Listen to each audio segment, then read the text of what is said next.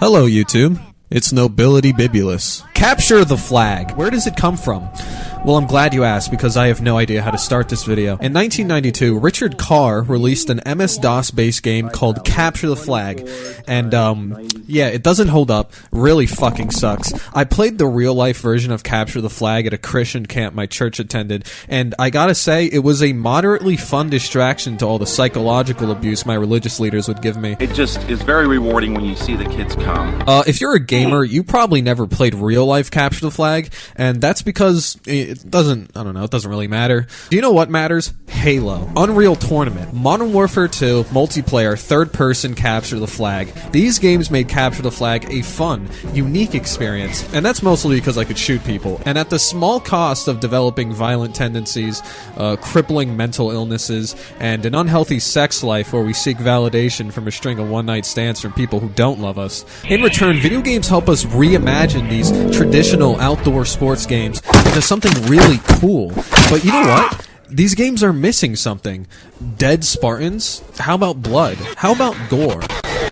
Random Russian soldiers? How about little people with no discernible gender spouting British slang? Who's your daddy? How about we replace these flags with fat-ass, big-bone, blonde, smelly princesses? And if you think this game is sexist, think again, buddy. The princess ends the campaign big and happy. Her weight is a symbol of her mental fortitude and self-love. I think that's an awesome message. That's right, I'm talking about the PlayStation Classic titled Fat Princess. Cake, please. Cake for everyone! Fat Princesses capture the flag with a fat-ass twist. Instead of stealing your opponent's flag, you steal back your princess instead. Step 1, plant the bomb. The bomb has been planted! Step 2, grab. There are two teams, red and blue, both with their respective princesses, Princess Plump and Princess Muffin Top. Both teams have an army of customizable characters in which each player can tweak through the twiddly knob section of the game's main menu under the Get Fabulous tab. And I'm too American to understand what the fuck is going on with these words. The game has 6 main classes: Villager, Priest, Mage, Warrior, Ranger, and Worker. And if you're dumb enough to throw money at the game, you get to be a pirate, a ninja, or a giant.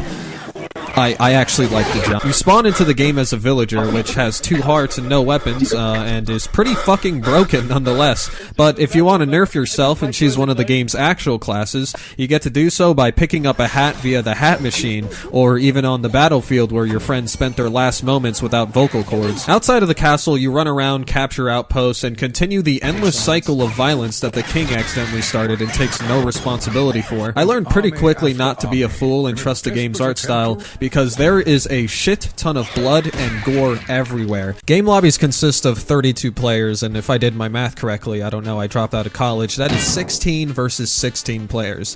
This means if you're going to be fighting in this clusterfuck of a game, you're going to be dying a lot. A cool trick to learn is if you take damage during a fight, you can find a safe place in AFK, which causes your player to sit down and start munching on some cake to regen health, which is a great segue into the cake mechanic. In order to prevent your prisoner from being captured, you can feed her cake, turning her into the 1 through 4 stages of failed bulimic. Guys, I'm gonna cut back on using the F word, and no, not the fuck word. Feeding the prisoner more cake makes it more difficult for the enemy team to carry her due to her, reverse anorexia, thus making her more horizontally challenged, or a more enthusiastic eater. One thing I like about Fat Princess is how it handles its classes. Each class has its own niche with unique weapons and abilities and varying amounts of health. The Worker is really fun because you collect resources and literally build and upgrade your castle for your team.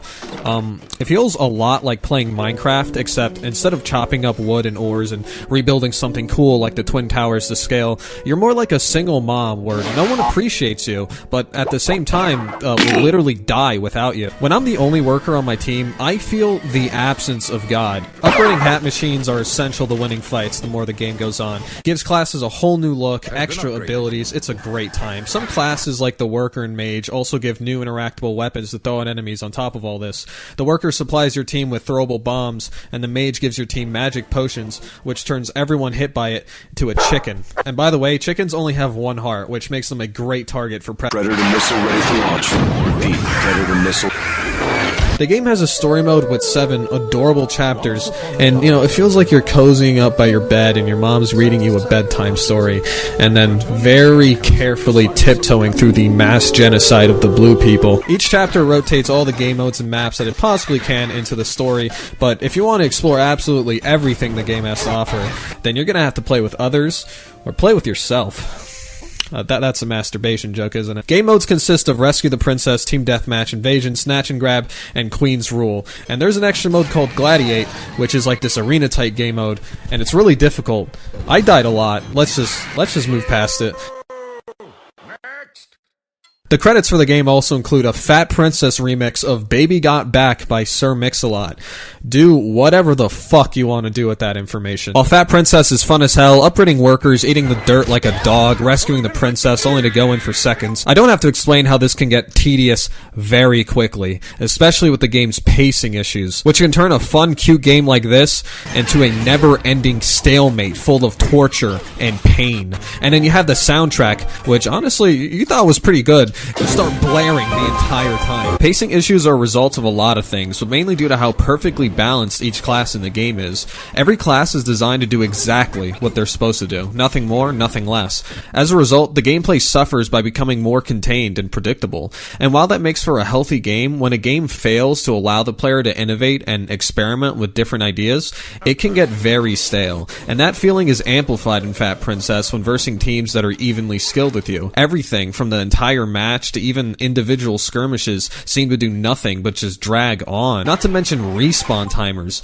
They're only 5 seconds. In most competitive games, you lose a fight in the late game and it's fucking over. Having the losing team in Fat Princess immediately spawn back in after a big ass fight, it's exasperating. Thankfully, there are fast-paced game modes available in the game. Team Deathmatch and Invasion immediately come to mind. Now, you can forget all about that stupid fat bitch and go back to genociding. And if you want an even faster game mode, holy shit, do you have to try Queen's Rule on soccer. Imagine a soccer field with 32 people just beating the absolute shit out of each other.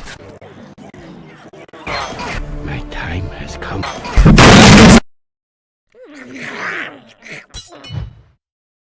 Fat Princess is one of those plastic. Yeah, that's right, guys. The game's plastic. Fat Princess is one of those PlayStation classics that I had more than enough fun revisiting. It's a shame that they revived the IP with such a cooperative letdown when they should have just built on and improved the flawed yet incredibly whimsical original.